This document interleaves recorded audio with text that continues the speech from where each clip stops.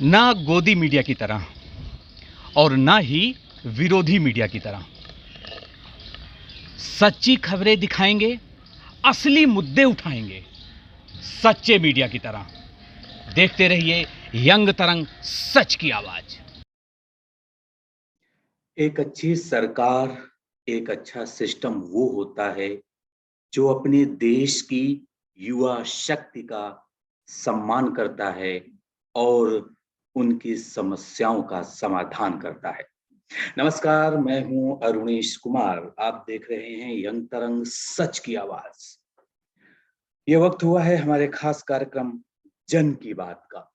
और जन की बात में आज हम इसी युवा शक्ति की बात करेंगे जो परेशान हैं, जिनकी परेशानियों, जिनकी समस्याओं का समाधान हमारे देश की सरकारें या यूं कहें हमारे देश का सिस्टम नहीं निकाल पा रहा। उनकी आवाज आज हम उठाएंगे। और वो भी इसलिए क्योंकि अक्सर आपने देखा होगा कि हमारे देश का कोई भी नेता हो, किसी भी पार्टी का हो, वो हमेशा इसी युवा शक्ति को अपने पक्ष में करने के लिए उन पर गर्व करते हैं और ये कहते हैं कि हमारे देश की 65% आबादी 35 वर्ष से कम युवाओं की है, यूथ की है। लेकिन उन युवाओं की क्या दशा है, क्या दिशा है, या यूं कहें क्या दुर्दशा है, इस पर कोई ठोस बात, ठोस रणनीति, कोई रोड मैप सामने नजर नहीं आता। तो जन की बात में आज हम मुद्दा उठाएंगे एसएससी, यानी स्टाफ सिलेक्शन कमीशन।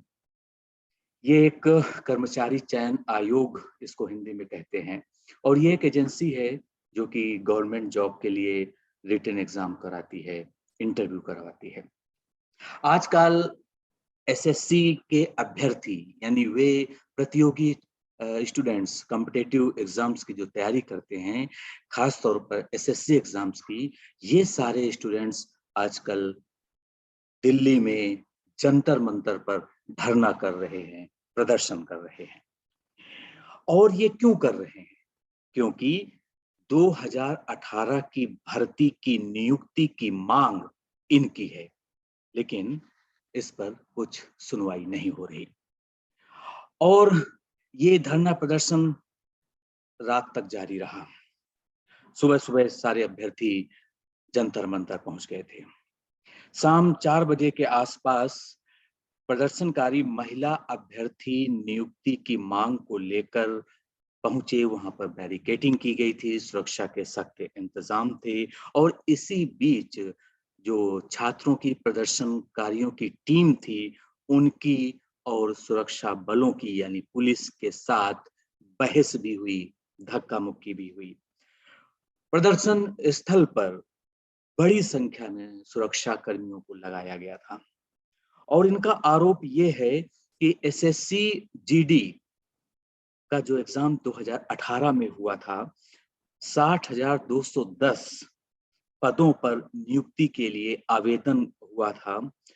और इसके बाद रिटन हुआ, इंटरव्यू हुआ, लेकिन ज्वाइनिंग नहीं हुई। या यूं कहें कि 2018 के बाद आज 2021 खत्म होने वाला है, 22 आने वाला है, चंद दिन बाकी हैं। तो ये 4 साल हो गए। बीच में 1-2 साल आप कोविड की वजह से इनकार कर सकते हैं, लेकिन बाकी के समय पर एसएससी ने क्या किया?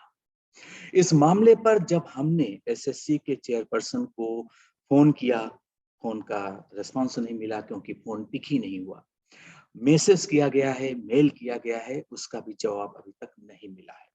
क्योंकि हम छात्रों की समस्याओं को तो उठा ही रहे हैं, साथ ही में उन समस्याओं के समाधान के लिए जो जिम्मेदार लोग हैं, इनकी जवाबदेही भी बनती है, अकाउंटेबिलिटी भी बनती है, उनसे भी संपर्क कर रहे हैं ताकि पता चले आखिर समस्या की जड़ क्या है, प्रॉब्लम का रूट क्या है और इस समस्या का समाधान क्या है।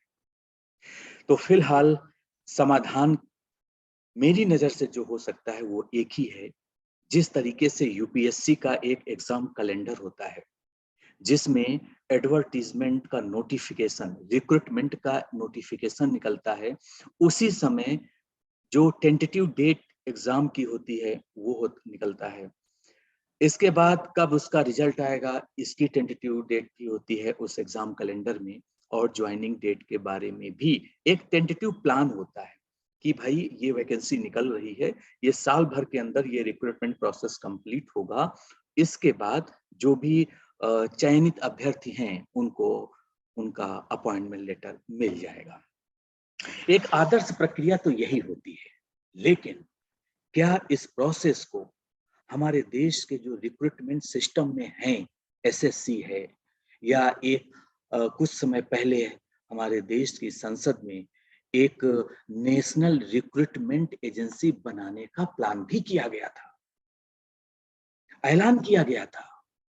क्या वो एजेंसी अब तक बन पाई? क्या वो एजेंसी काम कर रही है? इस पर भी सवाल उठने चाहिए। तो इस समस्या का समाधान एक ही है कि रिक्रूटमेंट का प्रोसेस ट्रांसपेरेंट हो, टाइम बाउंड हो, और उन बेरोजगार युवाओं की समस्याओं को सीरियसली लिया जाए और उसका समाधान किया जाए। आपको क्या लगता है कि इस तरह की गवर्नमेंट जॉब के लिए जो वैकेंसीज निकलती हैं, जो टेस्ट और इंटरव्यूज होते हैं, वो समय से क्यों नहीं होते हैं? पिछले एपिसोड में हमने रेलवे के ग्रुप डी की जुड़े हुए जो अभ्यर्थी थे उनकी आवाज उठाई थी, और आज के एपिसोड में हमने एसएससी के जो ये स्टूडेंट्स हैं जो प्रोटेस्ट कर रहे हैं उनकी आवाज उठा रहे हैं अपने कार्यक्रम जन की आवाज में। आप अपना विचार, अपना फीडबैक कमेंट बॉक्स में जरूर दीजिएगा। साथ ही हमारे चैनल को लाइक, शेयर और सब्सक्राइब भी कीजिए, और देखते रहिए यंग तरंग, सच की आवाज। नमस्कार।